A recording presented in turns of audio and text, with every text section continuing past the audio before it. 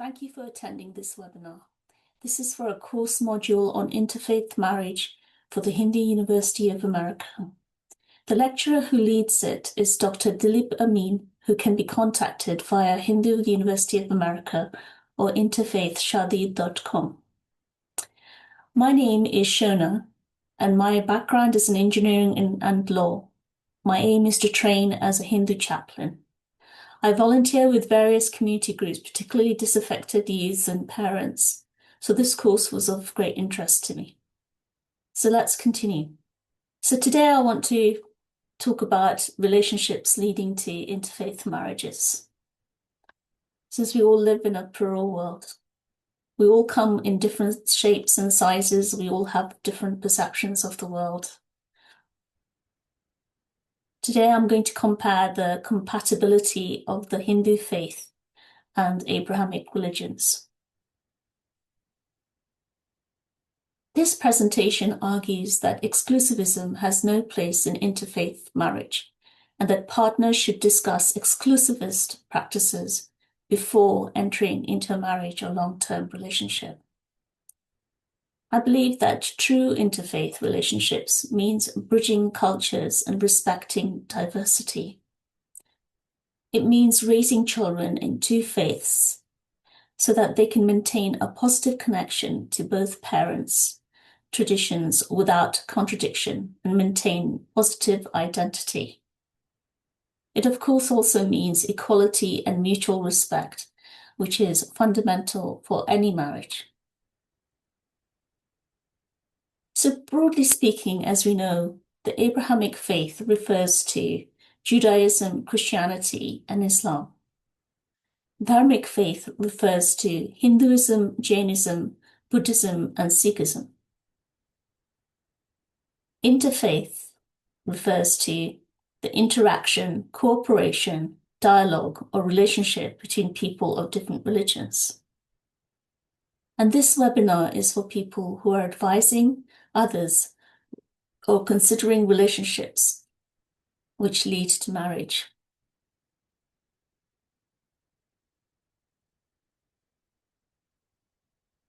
So let's look at scenario one.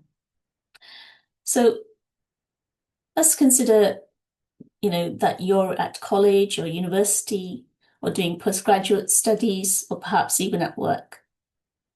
So at that stage, some people date, others wait to date until they are already in work. And still others don't date at all because they want to follow tradition and depending on their level of conservatism and view of life. So you're studying hard and you're aspirational. Maybe you don't want to, you don't want messy emotional attachments to cloud your head. So let's look at this picture. Either way, it's best to be fully informed about the plural world you live in, because you never know, you may fall in love. So look at that cat. She is following all the signs saying cat food straight into the washing machine, and the dog is in the corner giggling away to himself. So the main point is be informed, because you may meet the love of your life and all your plans for your studies and the future you're working hard for. Your priorities, they may change or they may not. So before falling in love, even before dating, because marriage is a serious commitment, it's a good idea to have this in mind. So if you're a student, are working hard, you've worked hard to get to university. And university life is not only about learning more about your subject, it's also about interacting with others, learning about teamwork, camaraderie, and so on, and being an all-rounder. So it's important to know your boundaries, to work on your self-esteem and mental well-being, because you also have a right to be treated with the same courtesy and respect that you should be treating others with. And of course, personal safety is a must. So trust your instincts. If you feel you're in a bad situation, leave immediately, don't hesitate. So the dating experience. Respect boundaries. Whether you date or not, it's a good idea to have in mind the type of person you want as a future life partner, even if at this moment you may not intend to marry. So be confident, reframe negative beliefs about your heritage, about yourself and others, and deal with rejection. Jeremy Nicholson, psychologist, says, be positive, share positive characteristics. Be honest and ask for things directly and clarify boundaries. Be focused and decide what your relationship goals are. Are you ready for commitment? And above all, be aware of your personal safety at all times. So be smart. I mean, there are obviously men and women can be players who are looking only for casual dating experience. And this is not a criticism, it's a pragmatic recognition. You need to be aware that other people's expectations and assumptions may be different from yours, but you've probably already figured that out.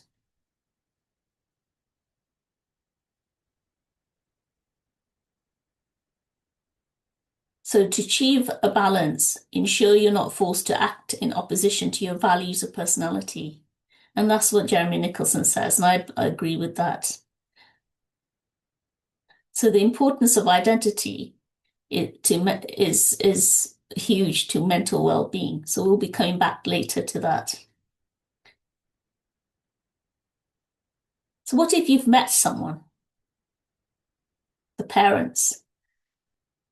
So what if you are the parent, or you're the daughter or the son who's fallen in love and have agreed to marry, and you come to meet the parents over dinner and you say, hey, Mum, I'm in love with Mohammed.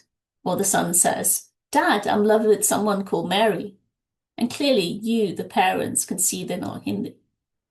And some parents' reactions can be very extreme. I told you not to marry outside our faith. Those people are bad, and so on and so forth. But actually, that reaction will be seen as quite bigoted.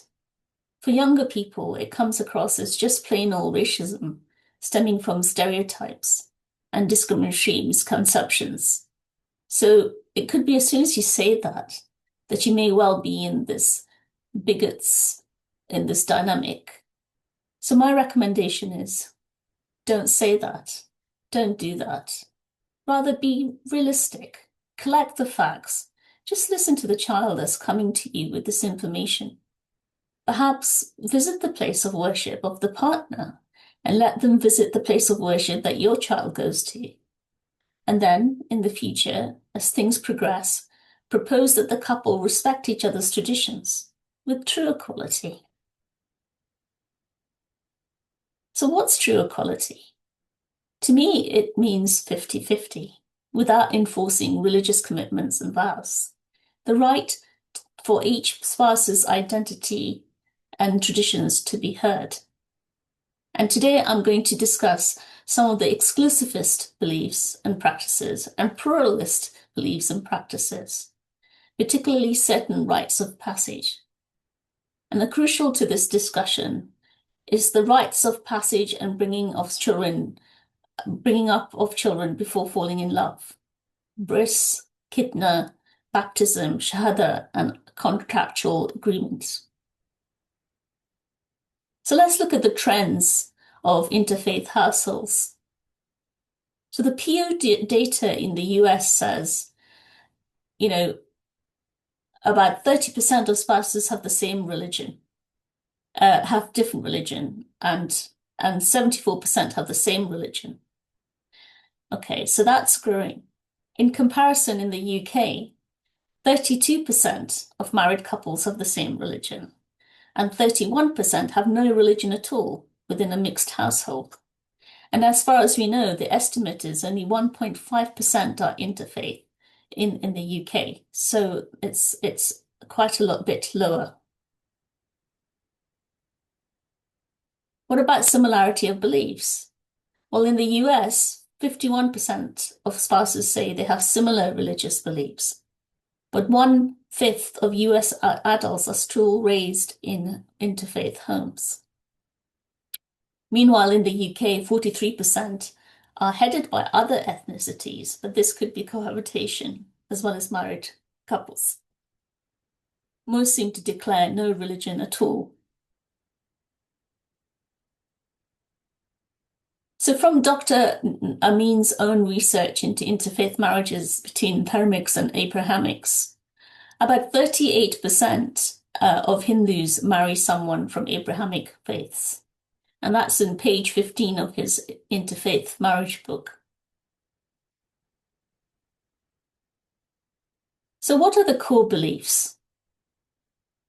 So the dharmic understanding of religion is pluralism. So we've all heard about the rope and the snake analogy, where one thing is mistaken for another, and that's because human beings seem to view the world in different ways, slightly different ways. So in dharmic faiths, pluralism means many paths to truth or God and self-realization. And this is something that you as a Hindu would have already come across because of your parents. Ekam sat vipraha bahuda vadanti. Truth is one. The wise call it by many names. Where the divine manifests itself in different forms, is worshipped by different means, and resonates with each individual in different ways. Because, as I've said, human beings experience the divine in different ways. In comparison, the Abrahamic faiths follow different variations of the 10 Commandments. And there's Abraham. So in the Judeo-Christian tradition, it says, don't worship any other gods, basically. No graven images, no bowing to images. Whereas Islam also says that belief in more than one God is a sin. It's a shirk.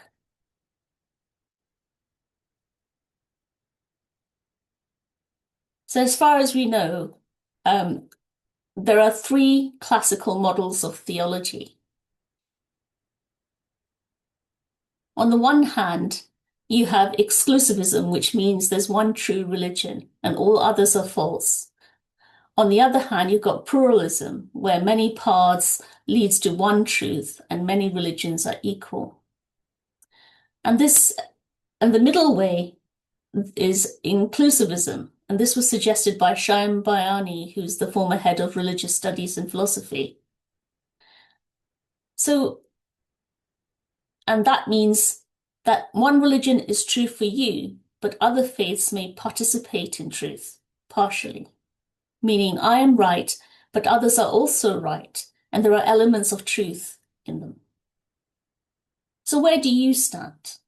I believe in pluralism and maybe a little bit of inclusivism, because each person, to me, follows their own path. But I recognize that other faiths also have partial truths. And that is, there are some factors in common. But the real question is, do all religions follow an equally valid path to ultimate reality? Because what I see is not equality these days. I see hypocrisy.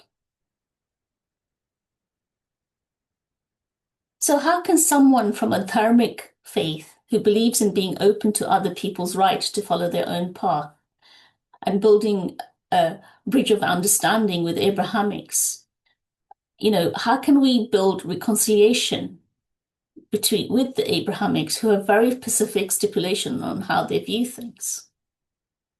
Socially, we're all pluralist and we live in a global society, but philosophically, we're not completely plural, are we? Because we hold differing views.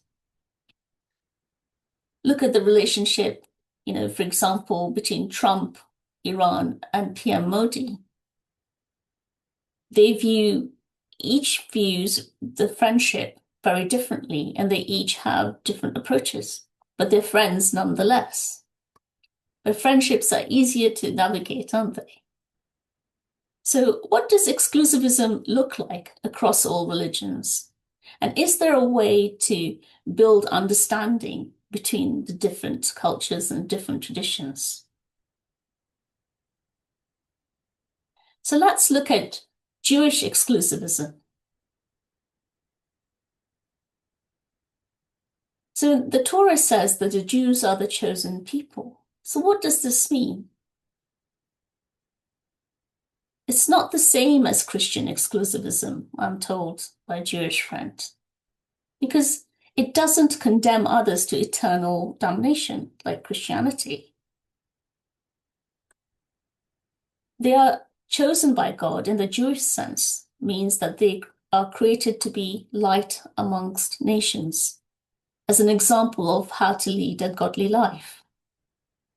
However, they also have a covenantal obligation.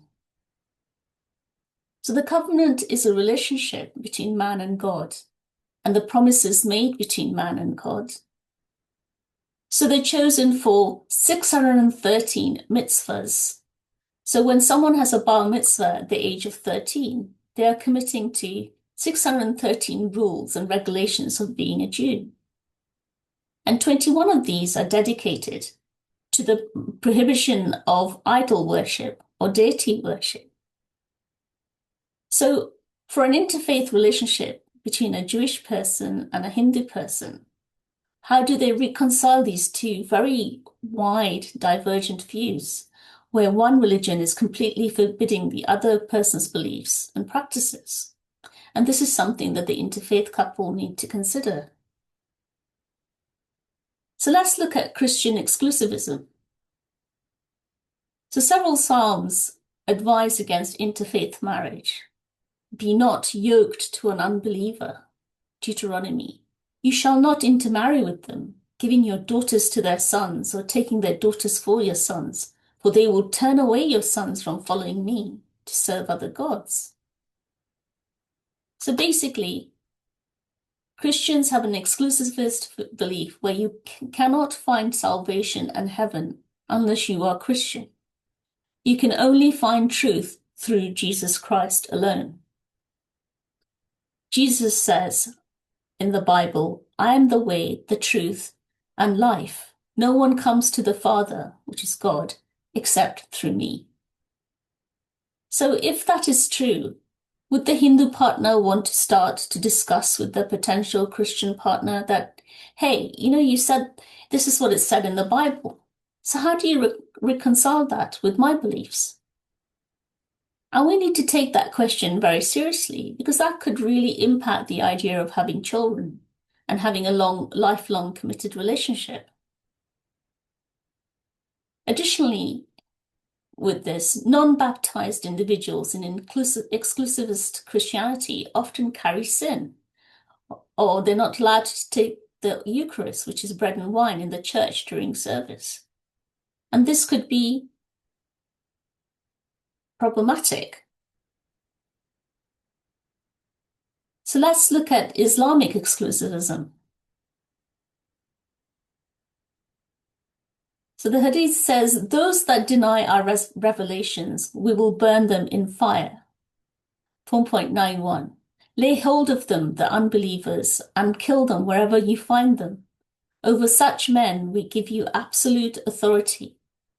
And then in the Hadith, which is the sayings and the stories of Prophet Muhammad, whoever changes his religion, then kill him. Now, I'm not saying this is Islam. I'm saying this is what's presented.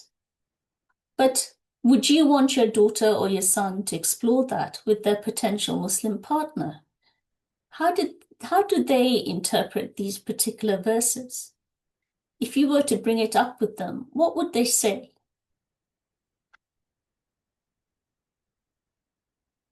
So does exclusivism or inclusivism exist in the Bhagavad Gita? Well,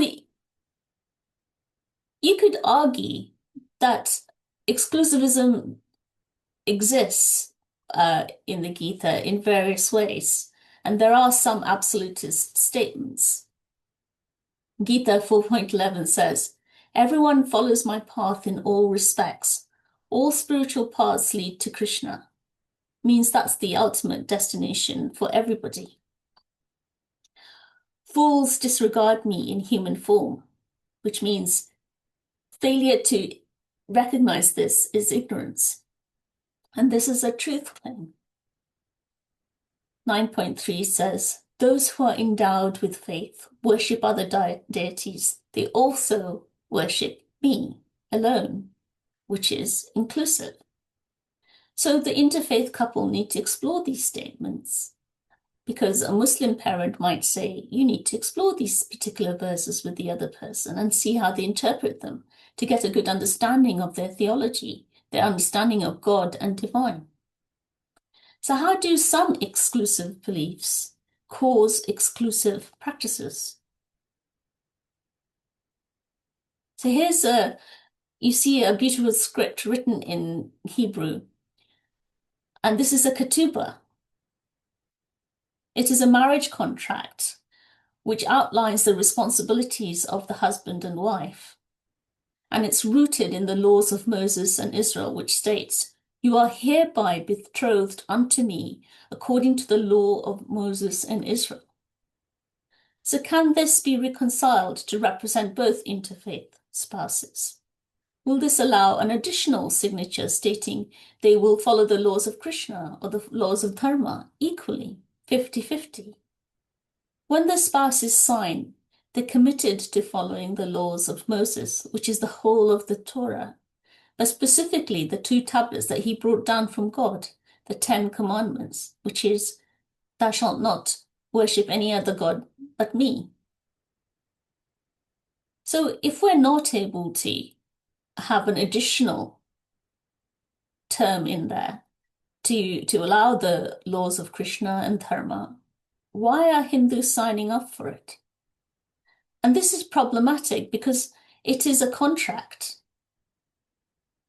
That contract can also state what happens in the event of death. If either party dies, you can't be buried next to your husband or wife if you're not Jewish. You know, it stipulates what obligations are present before and after children. You know, how to bring up your children, for example. And any other terms that the bride or groom or the respective family see fit to include. It's effectively a contractual agreement. The following is another contractual agreement, the Roman Catholic prenuptial agreement. So if it's a Hindu and a Catholic relationship and you want to get married in a church, the Roman Catholic Church stipulates that you must sign the prenuptial agreement. They may give you a blessing instead of a wedding unless you sign the agreement. And looking at the agreement, it says that the Catholic partner reaffirms their faith in Jesus Christ with God's help. I intend to continue to live with this faith, and so on and so forth. Meanwhile, the non-Catholic party says that they recognize my future spouse has promised to live by the Catholic faith as a practicing member of the Catholic Church and raise our children in the faith of the Catholic Church. So what does this mean? It means that you can keep your faith, the non-Catholic party. There's no force, there's no coercion to convert. But you've just promised to bring up your children within the Catholic faith. And this is called skip generation conversion because they're skipping you as a partner. Many Hindus don't know this. They think that you can celebrate with great pomp and ceremony. So the child got married in the Roman Catholic Church, and then they also had a Hindu ceremony. But the Hindu ceremony didn't get them to sign a prenup agreement. But the Catholic one most certainly did. At least that's the official position of the Catholic Church. So the interfaith couple has to ask themselves, how do you feel about that?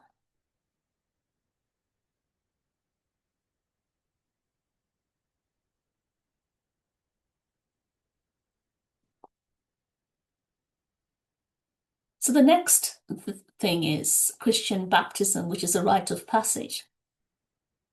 So the Catholics baptize, and it's the initiation of entering into the faith, into the church community, and those who are not baptized cannot take Eucharist. So if you were a partner, that may be a problem. Children or adults can be baptized, Godparents promise to guide the child to follow the Christian faith. So would you be comfortable if your non-baptized partner or children do not get Eucharist whilst everyone else in the church does? And this is once again something that interfaith couples need to consider. So let's look at Islamic wedding practices. So here's the picture of the groom, and as you see that the picture only shows men at the wedding ceremony. This is because women don't need to be present in person. So in the Islamic jurisprudence, nikah is the lawful contract between a man and a woman which allows them to get married and has clearly defined rights and responsibility under Sharia law. So this must meet specific conditions, and that is both parties must be Islamically eligible to marry. Witnesses must be present to ensure transparency. Right?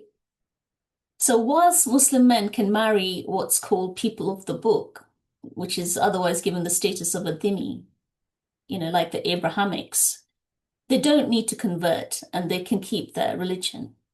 Non-Abrahamic partners has to take the Shahada, which is the declaration of faith, pledging allegiance to no other God but Allah and Muhammad as his last prophet.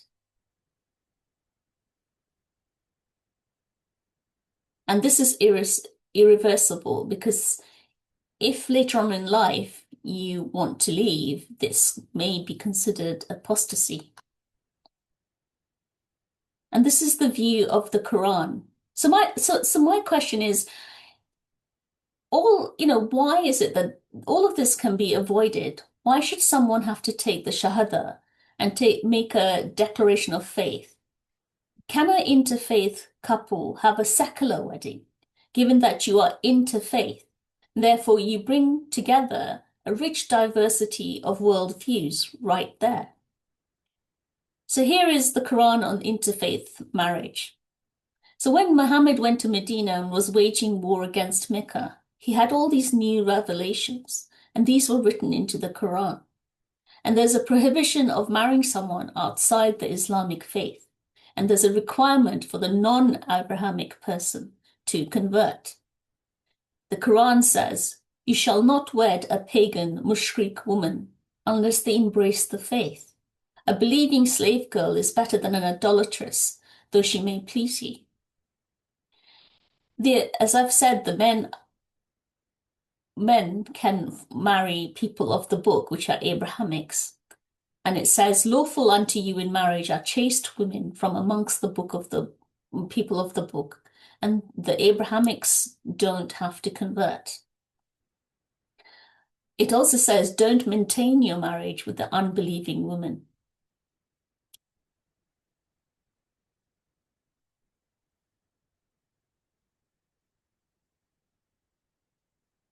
The other rite of passage is circumcision. Both Muslims and Jews practice circumcision.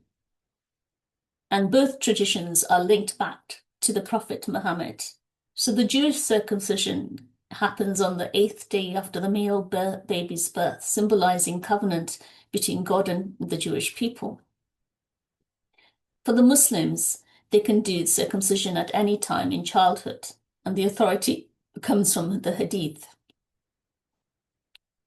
Now, circumcision is irreversible, so it's a permanent signal to the child. It's a permanent symbol to embrace a particular faith.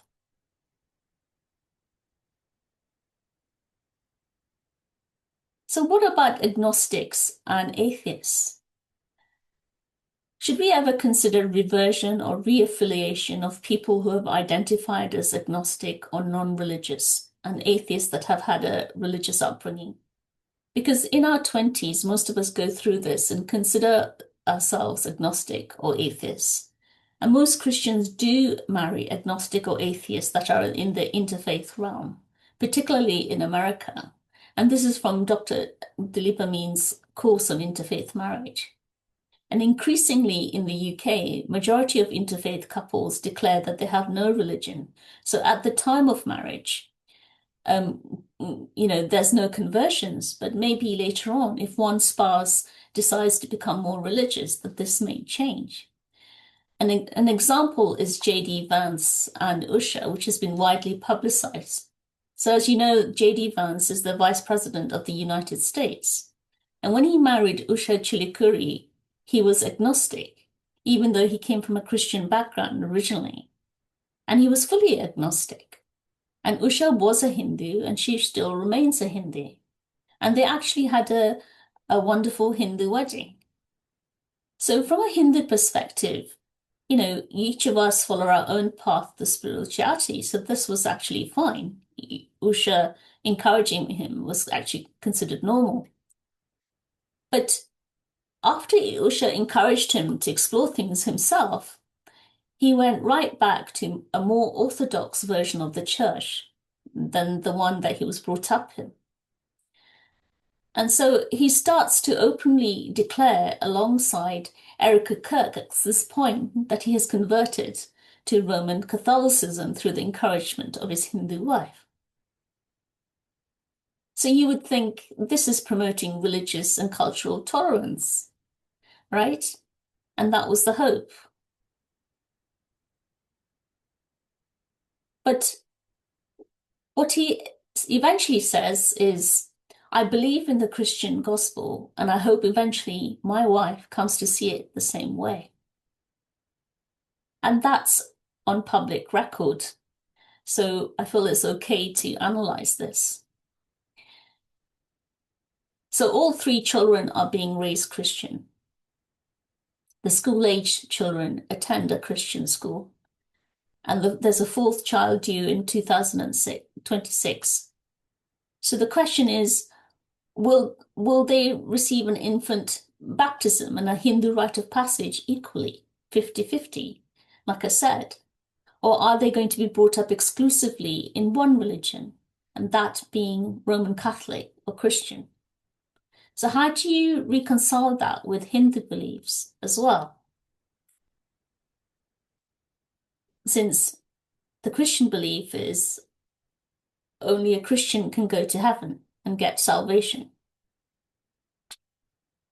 And the other point is, America believes in liberty. They're famous for it. Freedom of religion. It's the land of Thomas Jefferson, Walt Whitman, James Madison, Mark Twain, great humanists and liberals. So why bother with either couple converting?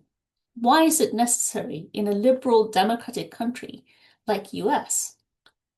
Compared to the US, in the UK, there are lower rates of interfaith relationships than US, and there's not much evidence of cultural erasure.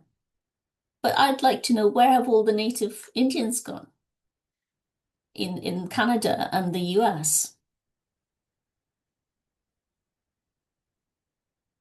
There's a long list of cultural erasure of indigenous populations in Canada and the US. And you can read all about it at this website. And there's kind of a cultural dominance and a power dynamics at play, where Anglo-Saxon settlers intermarried indigenous natives, and the indigenous natives are forced through social pressure or legal measures to adopt Christianity. And this led to a loss of religious traditions and cultural continuity. Native children were forcibly taken away from parents and put into Christian missionaries or government-run schools. And this review of the colonial genocide of indigenous people states, the children were stripped of their identities, made to feel ashamed of themselves and their culture, and denied the use of their language, beliefs, and way of being. And it seems horrendous. So identity erasure is real, and it has a serious impact on mental well-being. Identity itself centers around your politics, as I've said, the traditions you're brought up in, the religion, career roles, gender roles. So it's important to be cognizant of the conventions you as an individual prefer, and the societal expectations that you want to live by. Because true equality is 50-50. Without enforcing religious commitments and vows, the right for each spouse's identity and traditions to be recognized. Clearly, interfaith relationships themselves bring divergent worldviews, and this impacts dietary stipulations, festive occasions, significant life events, births, marriages, deaths. But there is a potential to build bridges between communities, build understanding, establish shared values, future goals, particularly around parenting and identity for both spouses and children, provided both spouses' heritage are honored and children are brought up in both. And demands for conversion by any means flies against that potential to build bridges. So in the event that, God forbid, the marriage breaks down and you're going to go through a divorce and this happens, there are legal implications in the way you brought up your children and what you yourself accepted as an interfaith couple person. So Western courts and UK courts focus on what's best for the child, not the parent's religious preference. So they will look at whether the child is already involved in a religious routine. Will changing that routine cause emotional distress? What role has the religious education played in their upbringing? And how a change might bring that development, might affect that development? Can both parents agree on a respectful, balanced approach which supports the child's identity and well-being? In the UK, you have to go through a non-court dispute resolution in a multi-faith divorce. And you should note that different religions has unique rules about divorce.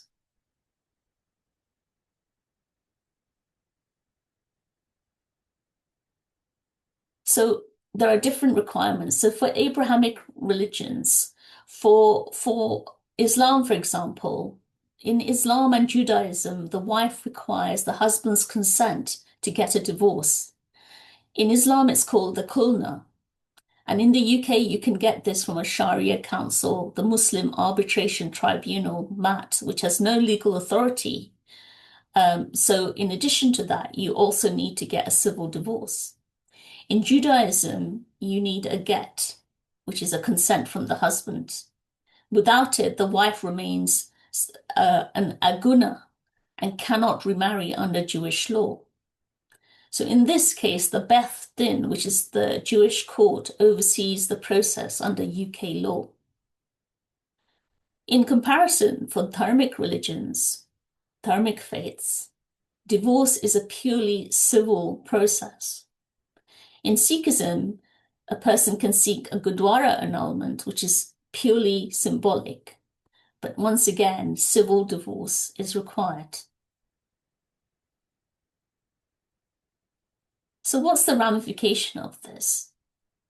So I believe that both spouses' heritage should be honored and children should be raised in both faiths. Why is this? Because this builds family values and emotional stability for the family. The Interreligious Dialogue Organization in the UK have studied this, and they stated that the children of interfaith and mixed marriages report that their connection to the two heritages is important to their sense of identity. And it appears that the children aren't confused by knowing both faiths and learning the differences. In fact, it helps children to maintain a coherent, positive sense of self and connection to both parents and both cultures. So it's a completely positive thing. There you go, Little Miss Sunshine. It's my favorite cartoon when I was a kid. So what impacts harmony in a marriage? And there was a very good paper on it who studied the outcomes of an interfaith religious marriage and harmony.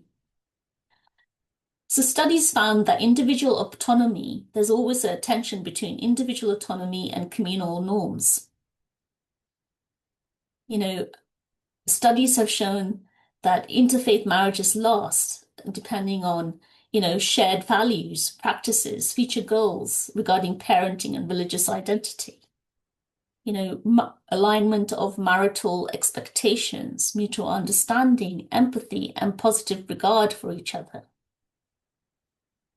They use a series of techniques, active listening, strong conflict resolution skills, good communication skills. All of this leads to higher satisfaction.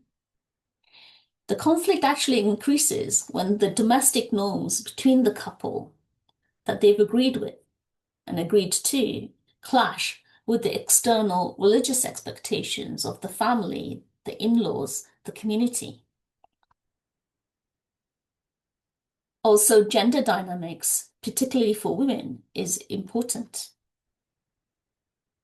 And what has been also found is that suppressing religious expression to avoid conflict, pretending to have a conversion, for example, can impact mental well-being in the long run. Whereas adopting religious pluralism allows for personal growth. It allows you to change over time, and it builds strong emotional bonds and trust because you are respected for who you are, obviously.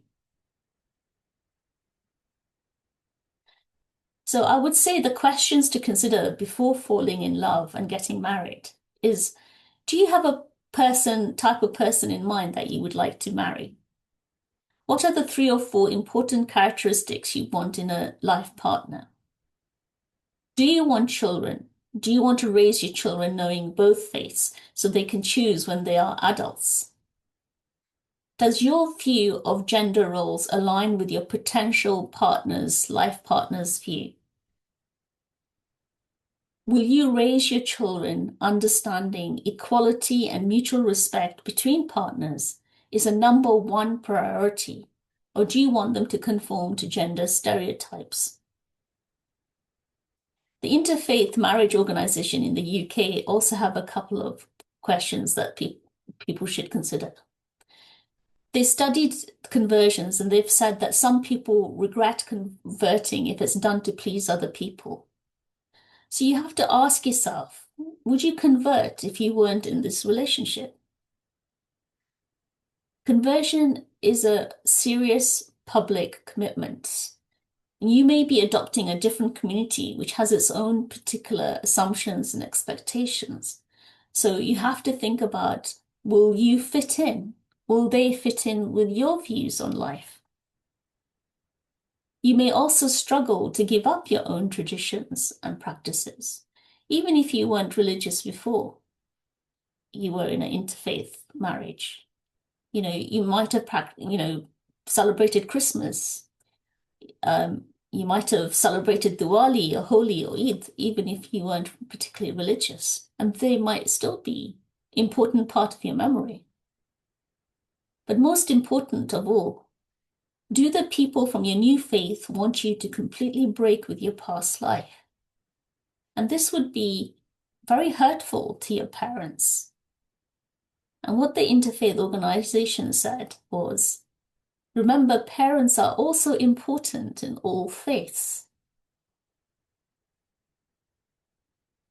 So what's the take-home message? My favorite quote, "To thine own self be true." It's from Hamlet. I'm not like the others. No, you're not like the others.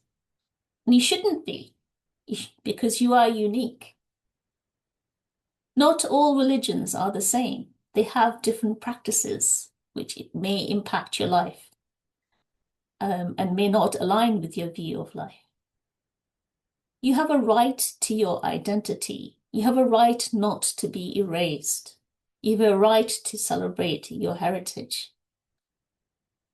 Equality and mutual respect is a fundamental part of marriage to make it work for a happy marriage. And spirituality, I believe, is a matter of personal conscience and choice, It cannot be demanded.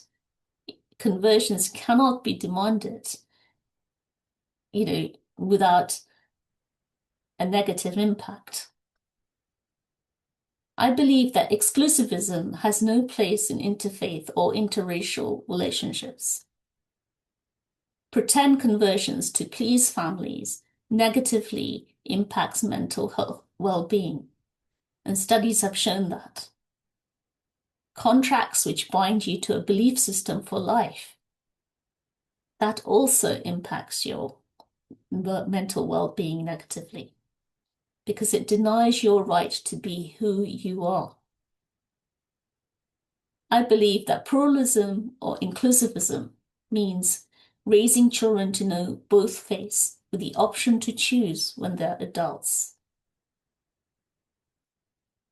As I said previously, this webinar is for a course module on interfaith marriage by Dr. Dilip Amin, Hindu University of America. The next one is on the 10th of October 2026, and I highly recommend it. Dr. Amin is the main speaker, but there are many guest speakers who come and they give you these amazing insights into how they converted to a particular faith or how they went through a divorce. And then all of a sudden, all these prenuptial agreements come up. There are so many amazing stories you'll hear in the course. So I really, recommend it, that anyone who's interested should take the course, because you never know, it may come in use in the future. We live in a plural world, and we may have children or have interaction with other children, or we may enter relationships that are interfaith. So we need to consider some of the red flags that can occur. And these are Dr. Amin's books, and I've read a few of them, and they're excellent, and I thoroughly recommend them. Thank you for listening.